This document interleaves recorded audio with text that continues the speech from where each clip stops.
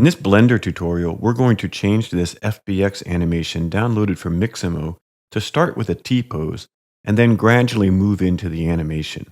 This is important if you want to add clothes with a cloth simulation in Blender to your Mixamo animations. We need it to start in the T-pose and then gradually move into the Mixamo animation.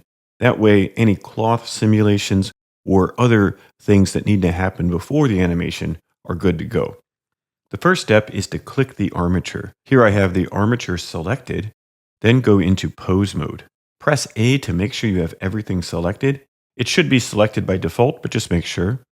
Then make sure you're in the dope sheet. All the keyframes should be selected, so press G and then just move them to the right, some amount of frames.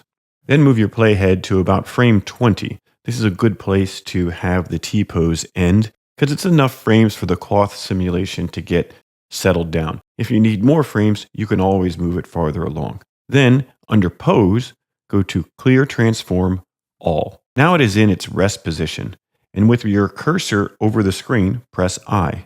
You can see that we get one more keyframe right here, and then automatically it moves from that rest position into the actual animation. Here we have a soccer pose kicking and falling. So we start in a T pose, and then blah.